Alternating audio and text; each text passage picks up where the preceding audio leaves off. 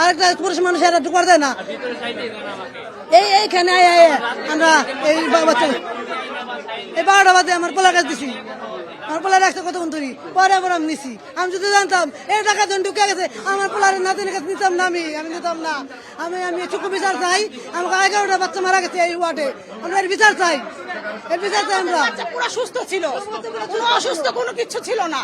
ওটি থেকে বের করছে, আমরা ডাক্তার দেখাইছি, ডাক্তার বলছে পুরো সুস্থ আছে, খাওয়া লোয়া প্রসাব পায়খানা সব ঠিক আছে, কোনো জ্বর ঠান্ডা কিচ্ছু নাই। তা আমাদের বাচ্চা এরকম হলো কেন?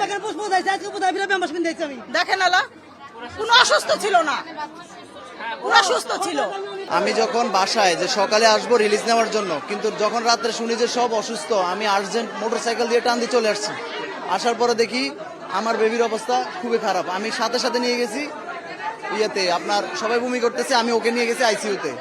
ওরা কিন্তু কেউ নেয় নাই, ওরা বলেও নাই, আমি নিজেই মাথা কাটা নিয়ে গেলাম ওইখানে। নিয়ে যাওয়ার পর ওনারা 1.5 ঘন্টা অবজারভেশন করছে, করে বলে যে এখন সুস্থ হয়ে গেছে, নিয়ে যান। এখানে যে প্রবলেম এটা তো আমরা জানি না, মনে করছি ব্যক্তিগত পার্সোনাল প্রবলেম হতে পারে। আমি আবার ভিতরে দিয়ে আসছি, ভিতরে দেওয়ার পর ও নার্সরাও কিছু বলে নাই, সবাই কিছু ঠিক আছে। কিছুক্ষণ পরে দেখি যে আবার অবস্থা খারাপ, আস্তে আস্তে সবাই মারা যাইতেছে। আবার আমি নিয়ে দৌড়াই গেছি একদম উপর, ওরা কেউ সহযোগিতা করে নাই যে আমরা আইসিইউতে নিয়ে যান, তাও বলে নাই।